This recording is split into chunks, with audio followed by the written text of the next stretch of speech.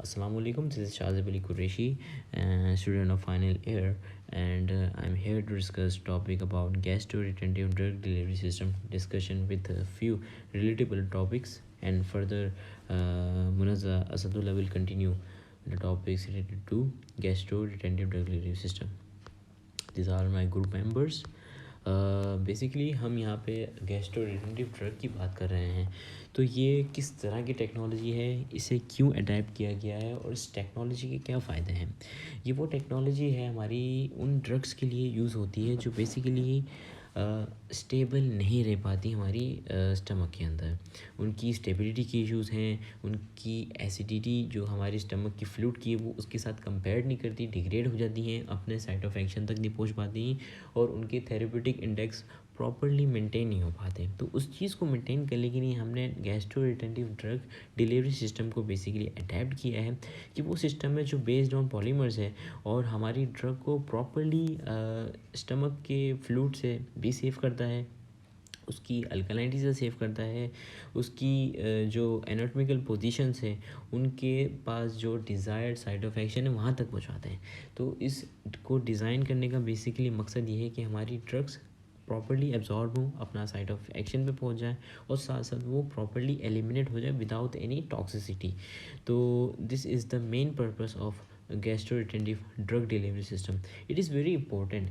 इसकी इंपॉर्टेंस की अगर बात की जाए तो इंपॉर्टेंस इस तरह है हमारे पास इसकी कि हमारे पास बहुत सारी नैरो थेरेप्यूटिक ड्रग्स हैं, ठीक है, जिनका हमें साइट ऑफ एक्शन पे पहुंचाना लाजमी होता है। उन्हें उनका हमें एक्शन भी रैपिड चाहिए होता है, उनका रिस्पांस भी चाहिए होता है। और इन केस अगर वो स्टमक की किसी ऐसी फिजियोलॉजिकल या एनाटॉमिकल कंडीशन में ब्रेक हो जाती हैं या वो प्रॉपर्ली एब्जॉर्ब नहीं हो पाती, जिसकी वजह से हमारे पास ड्रग का इफेक्ट नहीं आता है।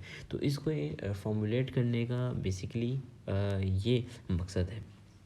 फर्दर ऑन अगर हम यहाँ पे कंपेयर करते हैं गैस्ट्रोरिटेंटिव ड्रग को कन्वेंशनल ड्रग डिलीवरी सिस्टम के साथ, तो आइए देखते हैं इसके क्या फ़ायदे हैं और क्या नुकसान आते हैं। बेसिकली अगर हम टॉक्सिसिटी की बात करें तो कन्वेंशनल ड्रग डिलीवरी के अंदर टॉक्सिसिटी ज़्यादा है as compared to गैस्ट्रोरिटेंटिव drug.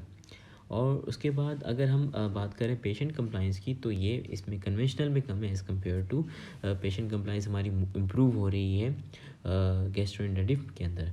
Drugs जो नैरो थेरेप्यूटिक एब्जॉर्प्शन रखती हैं विंडो के अंदर वो सूटेबल नहीं रहती, मगर हमारे पास जो गैस्ट्रोइंटेंटिव ड्रग डिलीवरी सिस्टम है इसमें हमारे पास सूटेबल है, क्योंकि हम इसके अंदर सूटेबल पॉलीमर्स यूज़ करते हैं जो प्रॉपरली एब्जॉर्ब कराने में बड़ा हेल्पफुल होते हैं ड्रग्स को।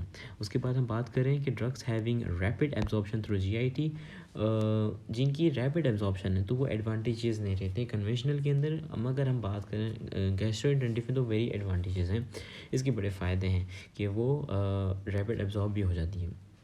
अच्छा, बेसिकली ड्रग्स जो कॉलोन के अंदर डिग्रेड हो जाती हैं तो वो भी कन्वेंशनल में नामुनासिब सी रही हैं और हमारे पास गैस्ट्रोइंटेंटिव के अंदर बहुत उसका एडवांटेज हमें नज़र आया है। और basically drugs which are poorly soluble at an alkaline pH, तो वो कन्वेंशनल ड्रग डिलीवरी सिस्टम इसमें भी हमारा साथ नहीं दे सका। और गैस्ट्रोइंटेंटिव ड्रग डिलीवरी सिस्टम क्योंकि डिज़ाइन ही स्टमक की फ्लूइड उसकी अल्कलाइनिटी एसिडिटी को रखते हुए किया गया है, तो काफ़ी एडवांटेज हमें मिला है उसका। डोज डंपिंग का इफेक्ट भी हमें हाई रिस्क आया है डोज डंपिंग का कन्वेंशनल के अंदर एज़ कम्पेयर टू रिस्क नहीं है हमारे पास जीआरडी की। तो काफ़ी मैच्योर और अच्छा टेक्नोलॉजी है जिसके वजह से हमारे पास काफ़ी इम्प्रूवमेंट आ रही है हमारी डोजेज फॉर्म और उनकी रिस्पेक्टिव डिलीवरी के लिए। फर्दर ऑन बात करते हैं फिजियोलॉजी ऑफ स्टमक। फिजियोलॉजी की हम बात करें तो स्टमक बेसिकली एक ऐसा बैग है जिसके अंदर lots of cells and tissues हैं, जिसके अंदर गैसेस भी हैं, जिसके अंदर गैस्ट्रिक फ्लूइड्स भी हैं। तो वो हमारी जो ड्रग है बेसिकली जब इनसाइड द स्टमक जाती है उसको एब्जॉर्ब कराने में भी हेल्प कराता है, उसको डिग्रेड कराने में भी उसके लिए एक डिसएडवांटेज का सबसे बड़ा एक मसला है। तो इसीलिए हमने गैस्ट्रोइंटेंटिव ड्रग डिलीवरी सिस्टम को इन्वॉल्व किया है। बेसिकली ये जो हमारे पास जो बैग है स्टमक, यहाँ पे इनका ये कार्डिया है जो बेसिकली जो last part of the oesophagus है, और ये पूरी बॉडी है जिसके अंदर हमारे पास सेल्स होते हैं, और यहाँ से हमारे पास गैस्ट्रिक फ्लूइड भी डिस्चार्ज होता है फूड के ऊपर, इवन तो ऑन ड्रग्स। ठीक है, ये आर्ट्रियम है जो सबसे लास्ट पार्ट है हमारे पास स्टमक का, और इसके पास साथ साथ हमारे पास इसमें जो स्टार्ट होती है ड्यूडेनम की लाइनिंग, और जो हमारे स्मॉल इंटेस्टाइन की लाइनिंग स्टार्ट होती है जहाँ पे एब्जॉर्प्शन होता है। तो दिस इज़ द पार्ट जहाँ पे हमने इसको जूम करके भी दिखाया है कि this is the smallest part, और इस पार्ट की डायमीटर को ही रखते हुए हमने अपनी जो डोजेज फॉर्म का जो साइज़ है, बेसिकली जो हम भी कोई भी ड्रग बना रहे हैं तो उसका और उसका डायमीटर बिल्कुल कंपेरेबल होना चाहिए, वरना साइट ऑफ एक्शन पे और एब्जॉर्प्शन पे और कोलोन एब्जॉर्प्शन में काफ़ी ज़्यादा कॉम्प्लिकेशंस नज़र हमें आती हैं। उसके बाद बात करते हैं 4 फेजेस होते हैं हमारे पास मायो इलेक्ट्रिक कॉम्प्लेक्सेस के। बेसिकली ये जीआई मोटिलिटी का एक पैटर्न है, और ये बेसिकली 4 फेजेस पे बेस्ड है। फेज़ वन में हमारे पास बेसिकली सबसे ज़्यादा टाइम टेकिंग फेज़ है, और ये अराउंड 30 to 60 मिनट्स होता है, इसके अंदर कॉन्ट्रैक्शन नहीं होती। फेज़ 2 जो है हमारे पास वो बेसिकली इंटरमिटेंट कॉन्ट्रैक्शन ग्रेजुअली इसके अंदर जो होती है इंक्रीज़ होती है। ठीक है, और ये फेज़ जो है प्रोग्रेस करता है progress to discharge of gastric fluid on the food और any kind of dosage form. Phase 3 की हम बात करेंगे, शॉर्ट है, और ये around 4 to 5 contraction per minute पे बेस होता है, 10 to 20 मिनट तक रहता है, और इसके डिफरेंट बेसिकली नाम है हाउसकीपर वेव, और हाउसकीपर वेव के नाम से इसको रखा गया है। Sweep gastric contents down the small intestine, तो हमारी इंटेस्टाइन को ये बेसिकली कवर करता है इस फेज़ में। हम बात करते हैं आगे फेज़ 4 की, तो ये काफ़ी शॉर्ट ट्रांजिटरी पीरियड है, और ये 5 मिनट्स पे मोस्टली बेस्ड होता है, और इसके अंदर जो कॉन्ट्रैक्शंस होती हैं वो अराउंड लेस होती हैं as compared two phase 3 and phase 1, and this is the 4 phase cycle of GI motility pattern.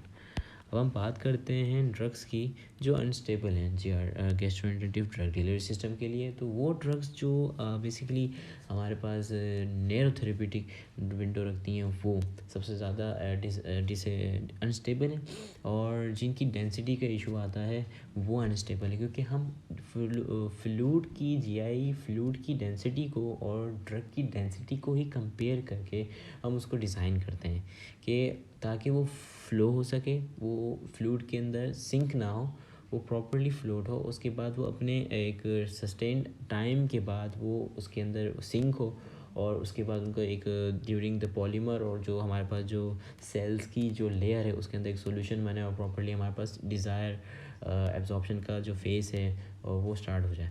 तो ये ड्रग्स जो डेंसिटी का जिनका थोड़ा इशू आता है उनको रखना, साथ साथ उनकी एसिडिटी जो एसिड के साथ ज़्यादा सेंसिटिव है, ओवर सेंसिटिव है, उनको हमें थोड़ा सा इसके लिए हमें फर्दर ऑन काम करना पड़ता है, पॉलीमर्स को यूज़ करना पड़ता है ताकि वो अपनी एसिडिटी को मेंटेन रखें और डिग्रेड ना हो जाए स्टमक की फ्लूइड के अंदर। तो that's all from my side, thank you. Assalamu alaikum, my name is Munazza Asad and I'll be continuing the topic gastroretentive drug delivery system. पहली स्लाइड हम जो देखेंगे वो एडवांटेजेस और डिसएडवांटेजेस हैं डिलीवरी सिस्टम के, क्योंकि पहले हम देखेंगे कि एडवांटेजेस क्या हैं। पहला तो ये सिस्टम आपको इम्प्रूव बायोअवेलेबिलिटी देता है। दूसरा, आपकी डोज और डोजिंग फ्रीक्वेंसी इस सिस्टम के थ्रू कम कर सकते हैं हम लोग। एक ड्रग अगर हम लोग ये नहीं करेंगे कि एक ही ड्रग बार बार हम ले सकते हैं। हम एक ड्रग जो है, फॉर एग्ज़ाम्पल ये कंट्रोल रिलीज़ ड्रग है, तो अगर हमें एक ड्रग जो है 3 दफ़ा लेनी है तो हम उस 3 दफ़ा को मिनिमाइज़ करके हम उसकी ड्यूरेशन एक दफ़ा ले सकते हैं। मीन्स हमें एक दफ़ा हम वो ले लेंगे तो हमारा इफ़ेक्ट अच्छा आएगा। दूसरा ये कि हमारे एक दफ़ा ले सकते हैं, मीन्स हमें एक दफ़ा हम वो ले लेंगे तो हमारा इफ़ेक्ट अच्छा आएगा। दूसरा ये कि हमारे पास इसके अंदर ड्रग की कंसंट्रेशन की फ्लक्चुएशन को हमारे पास ये मिनिमाइज़ करता है ये सिस्टम, और स्पेसिफिक टारगेट पे जाकर अफेक्ट देता है इस सिस्टम के थ्रू हम साइड इफ़ेक्ट्स जो हैं वो कम से कम कर सकते हैं, और ये सेफेस्ट रूट ऑफ एडमिनिस्ट्रेशन है, plus this is the cheapest route also.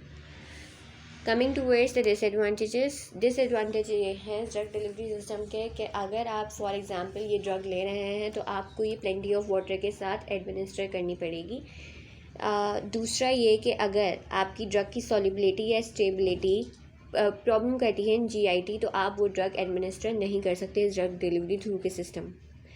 अगर आपकी ड्रग जो है वो फर्स्ट पास मेटाबॉलिज्म के थ्रू अंडरगो जा रही है तो हम वो वाली ड्रग्स भी सूटेबल नहीं है इस ड्रग डिलीवरी सिस्टम के थ्रू, क्योंकि अगर एक ड्रग फर्स्ट पास मेटाबॉलिज्म से पास ऑन हो रही है तो वो स्टमक में आके पूरी की पूरी फर्स्ट पास मेटाबॉलिज्म से मेटाबोलाइज हो जाएगी और हमारे पास कोई भी इफ़ेक्ट नहीं आएगा। वो ड्रग्स जो कि जाके गैस्ट्रिक म्यूकोज़ा को आपके इरिटेट करेगी, अफेक्ट करेगी, उसको ख़राब करेगी, तो वो ड्रग्स भी हम लोग इस डिलीवरी सिस्टम के थ्रू एडमिनिस्टर नहीं करेंगे, क्योंकि इसका मेन पर्पज़ यही है कि आपको ड्रग जो है वो स्टमक में जाकर ज़्यादा देर तक रखनी है ताकि वो अपना इफ़ेक्ट शो करे। फॉर एग्ज़ाम्पल इसकी एग्जांपल्स जो हैं वो है एस्प्रिन और एनसिड्स। एस्प्रिन और एनसिड्स हम इस ड्रग डिलीवरी थ्रू के सिस्टम हम एडमिनिस्टर नहीं कर सकते। Now moving to the next slide means कि हमने एक gastroretentive drug delivery system बनाना कैसे, आपको अप्रोचेस क्या करनी है कि आपका ये सिस्टम जो है वो डेवलप करें। अप्रोचेस में काफ़ी सारे मेथड्स हैं, तो let us discuss the low density system. Low density system को हम फ्लोटिंग सिस्टम भी कहते हैं। लो डेंसिटी फ्लोटिंग सिस्टम में ये है कि आपकी जो ड्रग आपने बनानी है, आपने टैबलेट बनानी है, उसकी जो बल्क डेंसिटी है वो आपके गैस्ट्रिक फ्लूइड से कम होगी, means it should be less than 1। जैसे ही आप गैस्ट्रिक फ्लूइड से आप अपनी बल्क डेंसिटी टैबलेट की कम करोगे तो आपकी जो टैबलेट है वो गैस्ट्रिक फ्लूइड के ऊपर फ्लोट करेगी, मींस आपकी ड्रग जो है वो स्टमक में फ्लोट करेगी। फ्लोट करने से साथ के साथ क्या होगा कि आपकी जो ड्रग की बायोएबिलिटी है, गैस्ट्रिक रिटेंशन टाइम है स्टमक के अंदर, ज़्यादा देर तक वो रह सकती है और अपना अफेक्ट ज़्यादा देर तक शो करेगी। Now moving towards the high density. अब हाई डेंसिटी में क्या है कि अगर देखा जाए तो हमें हाई डेंसिटी बनाना ही क्यों है, हम हाई डेंसिटी बना क्यों रहे हैं, क्योंकि हमें तो ज़्यादा देर तक स्टमक में रखवानी है। अगर हम हाई डेंसिटी बनाएंगे तो वो तो स्टमक से पास ऑन हो जाएगी। तो यहाँ पर ये लॉजिक लगती है कि हाई डेंसिटी जब एक स्टमक से पास ऑन होकर ड्रग इंटेस्टीन में जाती है तो विद पेरिस्टाल्टिक मूवमेंट वो पास ऑन होती है इंटेस्टीन में।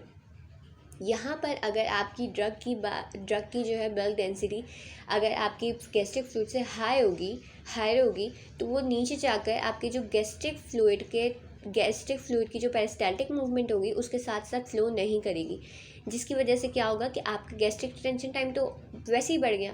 तो हमारा मकसद क्या है कि गैस्ट्रिक रिटेंशन टाइम बढ़ाना है, उसको स्टमक में रखना है ज़्यादा देर। अगर वो पेरिस्टाल्टिक मूवमेंट के थ्रू वो आगे फ्लो नहीं कर रही तो उससे भी हमारा टारगेट जो है वो अचीव हो रहा है, means we want to release in a controlled manner और हमें गैस्ट्रिक रिटेंशन टाइम बढ़ाना है। तो यहाँ पर ये वाला कॉन्सेप्ट लगेगा, मीन्स लो डेंसिटी के अंदर आप जो है आपकी बल्क डेंसिटी वो कम कर रहे हैं और हाई डेंसिटी के अंदर आप बल्क डेंसिटी वो गैस्ट्रिक फ्लूइड से बढ़ा रहे हैं। Moving on to the next approach, mucoadhesive system. Mucoadhesive system में आप जब अपनी टैबलेट प्रिपेयर करेंगे तो टैबलेट प्रिपेयर करते हुए आप कोई भी ऐसा पॉलीमर ऐड करेंगे आपके ड्रग में, जैसा कि इस पिक्चर में दिखाया है कि म्यूकोएडेसिव कोई पॉलीमर आपने ऐड करा। अब on contact to gastric fluid आपका ये जो म्यूकोएडेसिव पॉलीमर है ये एक प्रॉपर्टी रखता है कि ये आपकी जो स्टमक की वॉल्स हैं उनसे जाकर आपकी अटैच हो जाएगा। जब आपकी टैबलेट स्टमक की वॉल्स से जाकर अटैच हो जाएगी तो वो क्या करेगी कि स्टमक में ज़्यादा देर तक रहेगी। इससे क्या होगा कि आपका गैस्ट्रिक रिटेंशन टाइम भी बढ़ गया। जब भी हमने ऊपर एडवांटेजेस या डिसएडवांटेज में हमने ये बात करी थी कि वो ड्रग्स जो कि आपकी म्यूकोज़ा को इरिटेट करेंगी वो ड्रग्स जो है हम इसके थ्रू एडमिनिस्टर नहीं कर सकते। क्यों? क्योंकि अगर आपकी ड्रग्स इरिटेट करेंगी, आपकी ड्रग जाकर अटैच हो गई म्यूकोज़ा से और वो इरिटेट करना शुरू हो गई तो आपको आगे प्रॉब्लम्स हो सकती हैं, अल्सर्स कॉज हो सकते हैं, तो इसलिए हम वो ड्रग एडमिनिस्टर नहीं कर सकते। Next is swellable and सुपरपोरस।